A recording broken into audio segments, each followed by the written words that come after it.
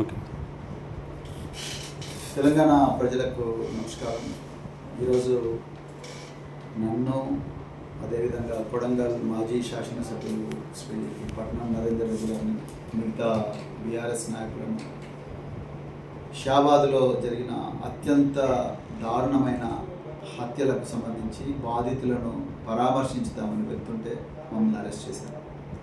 అదేవిధంగా మాజీ హోంశాఖ మంత్రి, అదేవిధంగా మాజీ గిరిజన సంక్షేమ శాఖ మంత్రి సవితా ఇంద్రారెడ్డి గారిని, సత్యవతి రాథోడ్ గారిని కూడా చేవెళ్ళ దగ్గర పోలీసులు అరెస్ట్ చేశారు. ఇలా పెద్ద ఎత్తున ప్రజలు షాబాద్ పోలీస్ స్టేషన్ ఎదురుగా ధర్నా చేస్తున్నారు వేల సంఖ్యలో.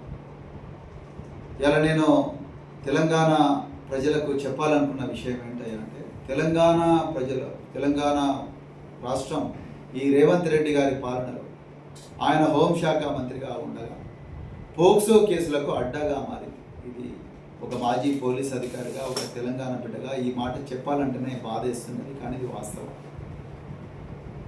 ఇక నిన్న రాత్రి షాబాద్లో 6 మందిని ఒక నిందితుడు, రాజ్ కుమార్ నిందితుడు అత్యంత ఘోరమైన రీతిలో చాలా కూల్గా 6 మందిని చంపడం జరిగింది. ఒక్క పోలీస్ అధికారి కూడా దీంట్లో అడ్డం పోలేదు.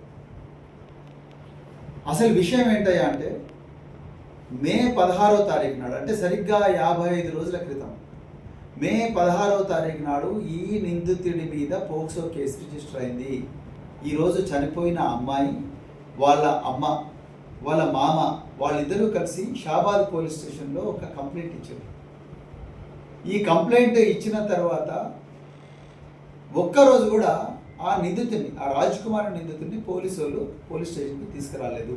55 రోజులు. అయ్యా రేవంత్ రెడ్డి గారు, మీరు ప్రతి చోట కూడా కోట్లాది రూపాయలు ఖర్చు చేస్తూ మీటింగులు పెడుతూ రాష్ట్రంలో తెలంగాణ తొలి ముఖ్యమంత్రి కేసీఆర్ గారిని, బీఆర్ఎస్ పార్టీ నాయకులను, ఇంకా మిగతా అందరి ప్రజలను కూడా వెటకారం చేస్తూ నిందిస్తున్నారు కదా. ఒక్కసారి మీ ఓన్ హోమ్ శాఖలో ఏం జరుగుతుందో చూసుకోండి. 55 రోజులు ఒక నిందితుడిని మీరు అరెస్ట్ చేయకుండా ఉంటే, ఆ బాధితురాలి తల్లిదండ్రులు, ఆ బాధితురాలి ముఖ్యంగా తండ్రి, ఆ బాధితురాలి తల్లి, అదేవిధంగా వాళ్ళ మామ ఇద్దరు కలిసి పోలీస్ స్టేషన్కు 4-5 సార్లు పోయి కూడా ఎందుకు సార్ వాడిని తీసుకురావడం లేదు, వాడు ఎట్లయినా మమ్మల్ని చంపుతాడు అని చెప్పి బాధ వెళ్ళగక్కినా కూడా మీ మనసు కరగలేదు, మీ పోలీసుల మనసు కరగలేదు.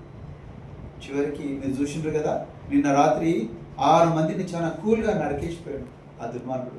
ఇప్పటికి కూడా వాడు దొరకడం లేదు.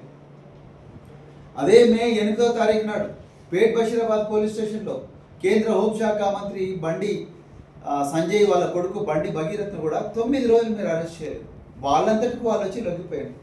ఇందులో కూడా నిందితుడు వానికి ఎప్పుడో టైం దొరికినప్పుడు వచ్చి కోర్టులో యాంటిసిపేటరీ బెయిల్ తెచ్చుకున్నాడు. ఇంతకన్నా నీచమైన నికృష్టమైన పని కొట్టుంటుందా రేవంత్ రెడ్డి గారు? 1,00,000 మంది పోలీసులు ఉన్నారు. మీరు రియల్ ఎస్టేట్ దందా కోసం ఫ్యూచర్ సిటీ అనే ఒక కమిషనరేట్ పెట్టుకున్నారు. ఈ ఫ్యూచర్ సిటీ కమిషనరేట్లో భాగమైన ఈ షాబాదే ఇవాళ ఈ 6 హత్యలకు ఆలవాలమైంది. ఏ ముఖం పెట్టుకొని మీరు తెలంగాణ పేర్లకు నేను హోంశాఖ మంత్రి అని చెప్తారు రేవంత్ రెడ్డి గారు? ఇలా మేము ఏమైనా గొడవ చేయడానికి పోతున్నామా? మేము ఆ బాధితులకు న్యాయం జరగాలని పోతున్నాం. డెడ్ బాడీలు అక్కడ పడున్నాయి చేవెళ్ళ హాస్పిటల్లో, ఉస్మానియా మార్చిలో పడేసిండు. వాటికి ఇంతవరకు కూడా దాని దగ్గరికి డాక్టర్ పోయి నాదులు లేడు, పోస్ట్ మార్టం జరగడం లేదు. న్యాయం కోసం అడగడానికి పోతే మమ్మల్ని అరెస్ట్ చేసిండు, అక్కడ సవితేంద్ర రెడ్డి గారిని అరెస్ట్ చేసిండు, మిగతా నాయకులంతా అరెస్ట్ చేస్తున్నాడు. ఎందుకు ఇంత భయపడుతున్నావయ్యా నువ్వు? ఎందుకు ఇంత భయం నీకు? అలాంటప్పుడు రాజీనామా చేయి. హోంశాఖ మంత్రిగా పెట్టుకొని ఇంత ఘోరంగా పోక్సో నిందితులకు బెయిల్ దొరుకుతూ ఉంటే, వాడు యాంటిసిపేటరీ బెయిల్ తెచ్చుకున్నాడు, వచ్చి చంపేసిండు కూల్గా. నేను చంపుతాను బాజాబ్తా చెప్పి చంపిండు వాడు. ఏం యాక్షన్ తీసుకున్నారు మీరు పోలీసుల మీద? మీరు 55 రోజులు ఏం రివ్యూ చేసిండ్రు? ముఖ్యమంత్రి గారు, మీ డీజీపీ ఏం రివ్యూ చేసిండు? మీ కమిషనర్ ఏం రివ్యూ చేసిండు? మీ రియల్ ఎస్టేట్ దందాలకు రక్షణ ఇవ్వడం తప్ప ఎక్కడుంది ప్రజల ప్రాణాలకు రక్షణ? తెలంగాణ ప్రజలారా, ఇది చాలా సీరియస్ వ్యవహారం. ఆ నిందితుడు ఇప్పటికి కూడా పరారీలో ఉన్నాడు. వాడిని ఇంతవరకు పట్టుకోలేదు ఈ పోలీసులు. 55 రోజుల నుంచి పట్టుకోలేదు, ఇప్పుడు కూడా పట్టుకోలేదు. 6 మందిని చంపాడు వాడు. మన ప్రాణాలు మనమే కాపాడుకోవాలి మిత్రులారా. ఈ పోలీసులతో కాదని చాలా క్లియర్గా తెలిసిపోయింది. ఈ తెలంగాణ పోలీసులు ఆ తిరుపతి రెడ్డి, కోండల్ రెడ్డి, రేవంత్ రెడ్డి సోదరులైనా వాళ్ళకు రక్షణ ఇవ్వడంలో బిజీగా ఉన్నారు.